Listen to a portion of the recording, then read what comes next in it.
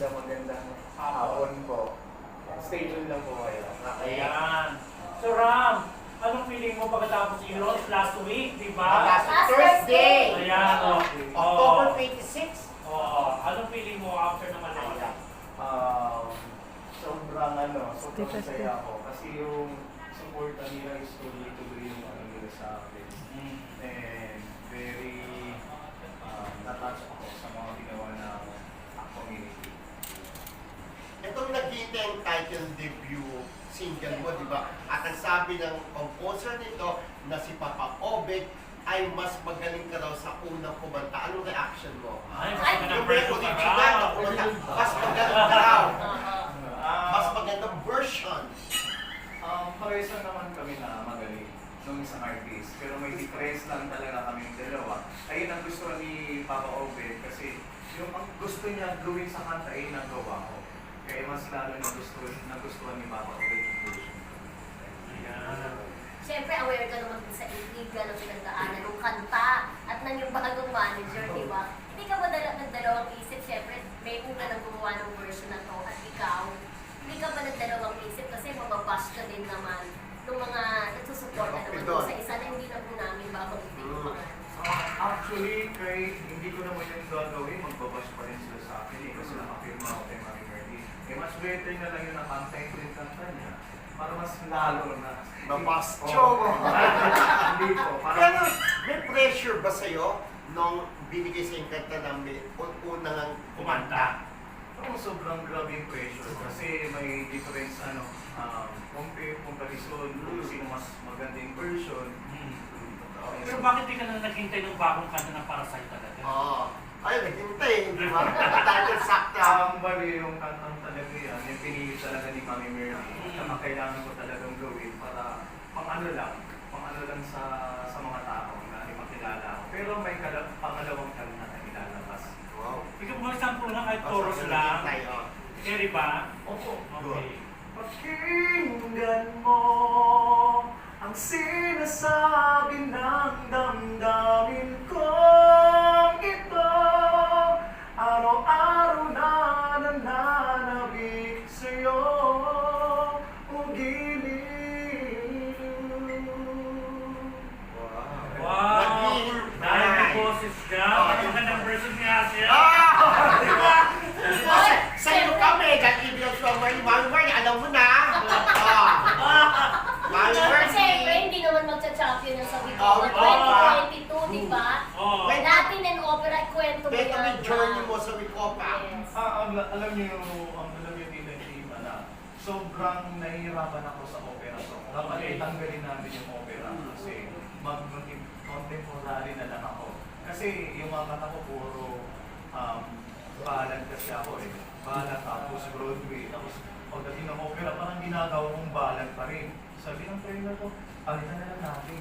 Ayun, nag-message ako sa W ko, kung pwede papalitan, ay hindi na pwede. Ako lagi nandun ako ng good. Kasi dito ay gusto ko. Pwede mo sample ko rin ng opera. Ay, Ay, Rocky, Talaga sample. parang signayan niya. Ako gusto ko lang parinig yung opera ko. Nessun norma, nessun norma, ma mio misterio chiuso ahimè. Wow! Iyan! Siyempre, proud na proud sa'yo yung manager si Mami Merly. So bakit hindi natin tawagan? Di ba? Si Mami Merly? Mami Merly. Oh, sige, go! Oh, Mami Merly, hindi ka na dito! Alam mo na, Mami. Sa kanyang manager. Ang kanyang manager. Controversial. Eh, controversial manager. Ayan. Ang napaka-generous. Mamaya, Mami, generous. Generous siya ni Paulette. Ito talaga generous na kanina namitan. Ayan, so Mami Merly, anong feeling na after sabi nga kapag may nawala, merong darating. So anong feeling na meron ka ng Ram Castillo? Naniniwala ako doon na pag kami nawawala, huwag mong panginayangan, ba't may higit na darating? Ayan. Ano? That's when I needed you most pala ang drama nila. Si Ram din, di ba? Parang there was a time lalo na nung nanakawan ka sa condo, di ba? Yung iba iniisip na porque nanalo ka sa isang contest ay marami kang Mayaman ka pera, na. di ba? So parang that time gusto mong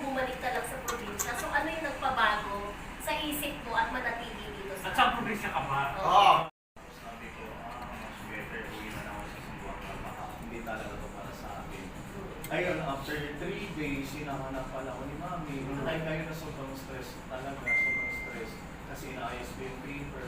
Sabi ko, pag wala pa rin, uwi na lang ako sa Zamboanga. Then, next day, baka pupunta na ako ng US. Para sure na ko yung, ano ko, yung buhay ko. Mag-work na lang ako doon. Ayun, hinahanap ako ni Mami. Ayun. Wow. Mami, bakit naman siya inanap mo? Iwag ko Sa dami na nga hanapin. Hindi na kami tatlo. Ang dami mo. Ayun time na yung kasi galing ako Batangas. Okay. Kasi di ba, nag-chat na lang sa akin si Dito na aalis na siya sa akin. Oo, iyak na yan. Siyempre, talaga, totoo yun. Talagang mahirap yung sabihin mong hindi minahal. Hindi tayo, siyempre, totoo minahal ko naman. Parang anak mo rin, di Parang ba? anak Oo, diba? Kaya nung pagpunta ko nga doon, sabi niya, final decision niya na. Pero hindi ako naniniwala kasi alam ko may nadal yung puno. Kaya wala kong nubit ako kundi, umiiyak ako pabalik. Hanggang sabi ni, ang una ko sinawagan si Taito Diario. Dahil kung ano lagi natin nila ka mag-produce. Sabi na. Kasi ako, kinuha ni Tayo na mag-produce. Yung nangihiwag sa yan, yung So si Ram na may concert niya. Bali, sabi niya, wala na kang papamarami. Mami, meron akong alam na nakakabili ng manager. So siya naging tulay. Na magmamanage. Yun. Si Bali Bisay, ang naging tulay. Tinawagan niya, tinawagan ako. Yun, nagkasundo. Ayan. So ibig sabihin may nagbukas na pinto at break sa kanya. Sakto naman. Pero Ram, itong tanong ko, ano nabago sa buhay mo nung magkaroon ka ng manager? Ano yung pagkakaiba ng pagkakaroon ng manager nung wala ka pang ano? Manager. Bali, sobrang laki talaga yung ang bago. Kasi every movements, kailangan malaki mga kung saan ako pupunta, kailangan lang niya. Yung mga gusto kong sa akin na mag-guess, ibang lugar, kailangan malaman ni Mami. At saka, very protective. Very in protective. fairness. Pero ano ba, yung siyempre pag walang manager kasi pwede kang barat-baratin, di ba? Ngayon may manager ka na, nakita ba yung difference? Parang wala naman. Kasi ako wala naman akong vision. Hindi yung binabarat sa TF na Wala naman, wala. Oo. Ito nga yung pumunta ko sa Bulacan, hindi na nga kinuha. Ay! Walang budget? Hindi, project Hindi ka ka talaga. Ay, mami, sa Ay, umpisa bait, na dapat Kasi yun na. sinabi ko naman kay Ram, Pakikisama. ako, tutulong ako hanggat Ay. pero hindi ako yung katulad ng manager na anti-mano may kanto. Oo. May cut off. May Walang cut komisyon. off. Diba? May komisyon. So, May komisyon. ayaw mo na maging commissioner ngayon. Basta makatulong lang ako sa kanya. Oo. Kasi Kaya alam na ano ka man namin yung eh. marating niya, basta na yun sa pinakamasaya. Ano ba mga mag-isama kayo sa mga Mami, may tanong ako ha. Siyempre, ang dami mo na rin naging alaga, di ba? Pero yung iba nawawala, di ba? Ano ang leksyon na natutunan mo sana? Hindi ko ito gagawin para parang gano'n, para magtagal itong alaga ko. Siyempre, May lesson. May realization Oo. eh. Di ba may realization na ano? Kasi ang ugali ko talaga, hindi ko na kaya pag-uwi eh. Pag nasa putil kita, Okay. protection ng kita. Okay. Hindi ka malalabasin sa gabi. Oo. Kahit inuman ka. Oo, ito ba yun sa may career na ano? Ito, di ba? Lagi senior. Ikaw, inaanit mo ng career, ipinubusti career mo, kailangan ba na sa nagkaya? Diba? Tama naman. Dapat mo. Yun actually pa rin, kahit sa kanya pa rin, yung pinapanood ko yun. Oo. Yun ang hindi nila kaya. At mas siguro So naman you mean to say, wala ko dapat baguhin kasi ito na yung alam mong tama at the same time, ito yung ugali ko talaga na hindi ko patakaran. Ito yung rules ko, di ba? So, umpisa pa lang ba, alam mo na yung mga ganyang rules? Kasi pinasa ko din din yung mga do's and don'ts. Oo, at importante yun, di ba?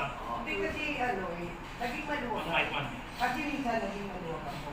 Kahit saan sila napunta, okay lang. Nung one time, sumama ko. Uwi nagkakaksakan, Ay. nagpapatong nga ng bato. Totoo. Ay, sinubuti dahil sa sakyan. Iniiwas mo lang. Diba? Kaya sabi ko, hindi na ito mangyayari. May Protective na sila. pinagpunan naman pala talaga ng ano, di ba? Stricto man si Mami, di ba? Okay. Isa sa mga gimmick-gimmick, may mga gulo talaga mami, di ba? Tapos si mami, hindi nag-gimmick. Dati mag-gimmick yan eh. Joke! So, anong nakikita mo kay Rams? Anong plano mo sa kanya? After ng album na nag-invite? Mga upcoming projects, mami, meron na, di ba? Marami nga yung November, naka-line up na yun. Tapos sa December, meron na siyang solo concert. Ay! December 20. Sa gagawin na kay mami. Yung November, di ba yung Take to Neta para kasama siya doon? Yung mga naging tour na yun. November 16. Saan yan? Sa Uptowns Republic. Tapos sa Skydome, meron siya. Ay, social, Wow, Sky. na. Skydome. Oo. Meron siya. Ako ng Star Wars for Music sa Sky. Ay, oo, doon ginawa. Ikaw presidente, meron bongga. Hindi ka bongga.